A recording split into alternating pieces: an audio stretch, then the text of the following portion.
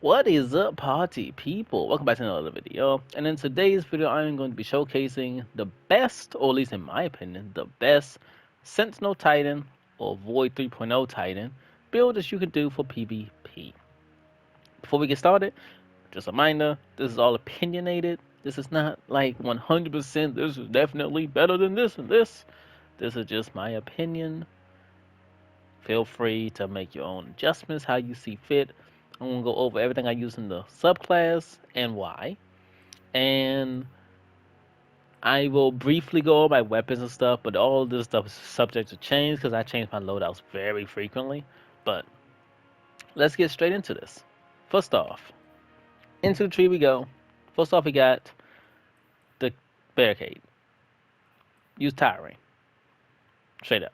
It's great for hiding. You can use it just to like just for an additional wall, really. Rally barricade's cool, but you can't really hide behind it. It's really easy to hit your head if you're sitting behind it. It ain't that great. Like, it's fine if you make certain builds with it and stuff, it's fine. But in my opinion, towering barricade is just better in most scenarios, so. Jump, straight lift. Catapult's also good. I personally don't recommend high lift, but I mean, you know, do what you do. Any to jump, whatever jump you feel is better for you, use it. I think strafe jump's the best. Catapult's a good second. High lift is just don't touch it. But that's just my opinion. Shield throw. Once again, now this is when your build starts getting a little different. For what I'm doing in this video, I recommend shield throw. If you want to do something different, problem shield bash, do what you do. But I recommend shield throw for what I'm doing in this video. Essentially, when you throw your shield, you hit a target, it gives you an overshield. A little bit of overshield. Not like a whole lot, but you get like a little portion of overshield. Each hit gives you like about 33% of overshield or so. When you hit like 3 targets, you basically get a full one. So, keep that in mind. Your grenade, suppressors. Now, you can change this grenade if you want to. If you do, then one of your fragments will change. But I recommend suppressors, and we'll get into why in a bit. Now, the important stuff in this build, Bastion and Offensive Bulwark. Before we even get started on what these are, Controlled Demolition, the demolition is good. However, for PvP, personally, I don't value it as much.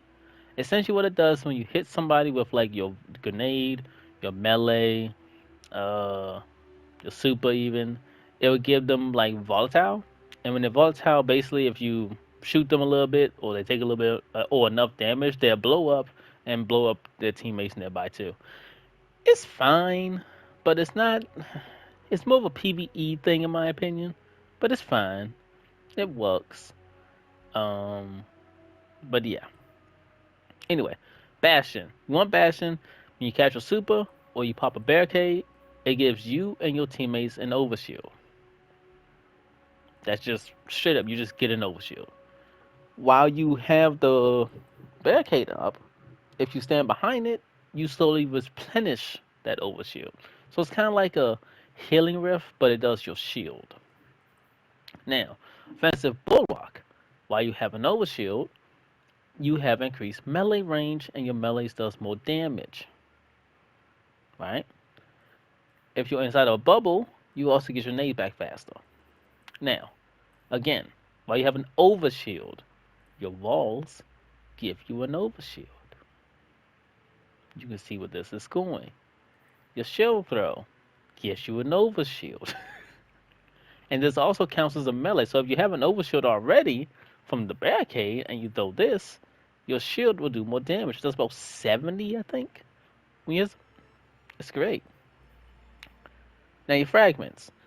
These are subject to change based off your own playstyle, whatever you're trying to do. Leeching. Melee final blows get your health back. Why you want this? Well, let's see here.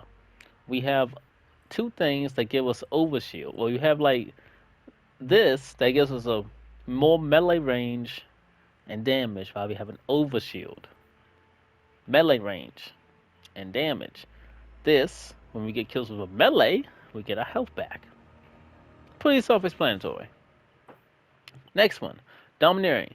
This one's subject to change. You could change this if you want to, right? You don't need this. Like if you're not using suppressors, don't use it. In my opinion, domineering is an underrated perk. But what it does essentially is you suppress something, no matter what you do to it. If you hit them for 1 damage and you just hit it, you will get more mobility. What mobility does is it increases your strafe speed, meaning you'll be a little bit harder to actually hit while you're in a combat, like shooting. Is it that great? Not really. Not really at all. I won't lie to you and say it's fucking amazing. It also reloads your weapon, which is cool, but that's not really why I use it. But honestly, everything else, in my opinion, isn't that useful. If you change the nade or you just don't want to use this, though, I will recommend rocking Provision. Because when you damage somebody with your grenade, you get melee energy back, and obviously we've been over this melee, shields, kind of point here. Or you can do melee final blows to grant you grenade energy. Either one of these two work as a replacement. Obviously, if you use like a void wall or spikes, action bow, something like that, throw on remnants instead. So you got choices. Persistence, essentially, it allows your shield that you get to last longer. You can argue you don't need this. The shield lasts about 17 seconds with this on, so I highly recommend it. Without it, it lasts about 10 seconds or so, which is fine too, but it lasts a very long time with persistence, so I recommend it. But if you don't want it, once again, same thing, same perks. You can choose whichever one you like the most, and just rock that. So, that's this done for now. I recommend Sentinel, right? But that's only because I like the roaming super more than the bubble. As for your exotic choice, I recommend Cross Alpha Loopy. Why? Because, well, when you pop your shield, you get your health back. Getting your health back, when you pop your shield, you're also getting a shield. More shield, an overshield. So essentially, you're not only gaining plus 50 shield, you're also getting like plus 50 health. So you're getting 100 points just right there, just like that. Let me put it in perspective for you. Say you're one shot. You're one shot, you don't have Loopy on. You're one shot, you get around the corner, you pop a shield, now you have 50 plus shield. So you're at like 60 HP. Let's say you have 10 HP left. You're at 60 HP. Right? You could probably win that gunfight, maybe. But it'll be a little bit harder. With Loopy on, if you have 10 HP, you go around the corner, you pop a shield, you can get 50 overshield, and you get 50 health. I'm not sure if it's exactly 50, it might be 40 or so, but either way, you get enough to essentially be half of your health back. You see the difference? It's great. Effectively, you're making your walls a bootleg healing rift. Because effectively what you're doing with this. Now, if you're rocking Bubble, I would recommend Cross Alpha Luby again, or Helm of Saint 14. Now, why Helm of Saint 14? Isn't that a PvE thing? Yeah, I say no. Because Void 3.0 happened, they changed this to be a Void Overshield. When you go inside a bubble, you get a Void Overshield. What does that mean? Back over the offensive bulwark, while you have an Overshield, increased melee range. Pop Bubble, you now have increased melee range as well as weapons of light. You go on a Havoc route real quick, come back, refresh, and do it again. It's great. Highly recommend it. Now, but yeah, I'm rocking Sentinel because I like the offensive super more. You can do whatever you want. Use whichever. They're both good. Now that that's done, the only exotic I recommend, by the way, is Helm of Saint 14 and Cross Alpha Loopy.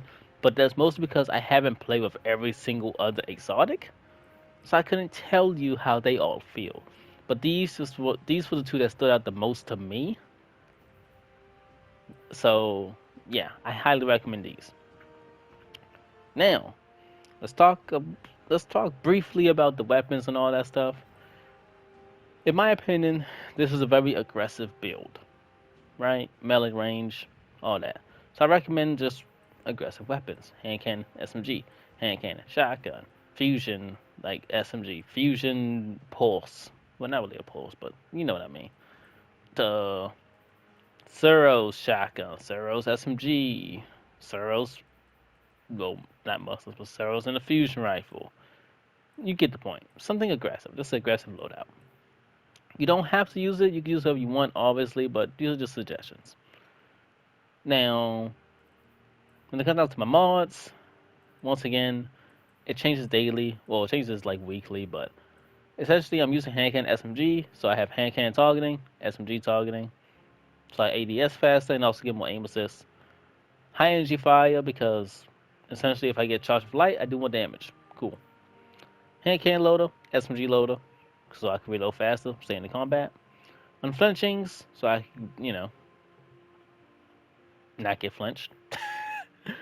The boost doesn't really matter, but radiant lights on them, so I get that plus 20 strength.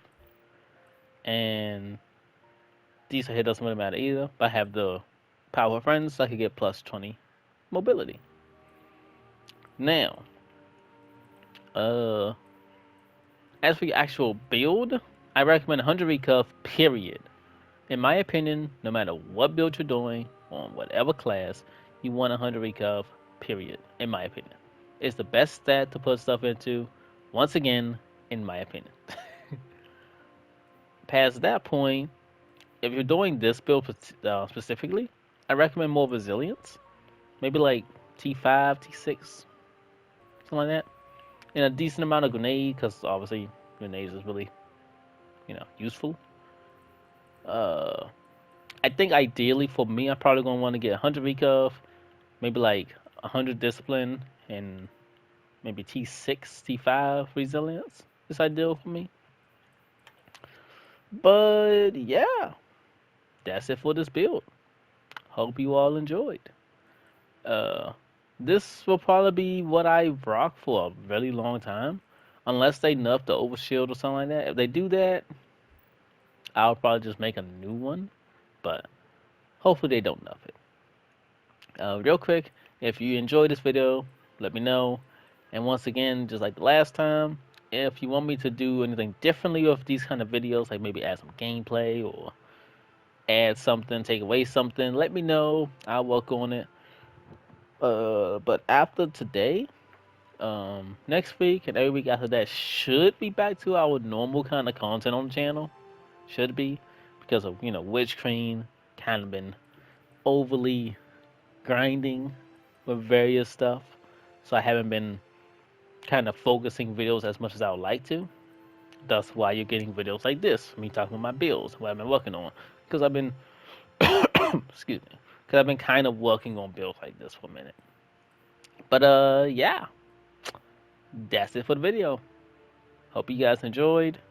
If you did, you know what to do. And as always, I bid you all adieu. Take care and peace. Bye bye.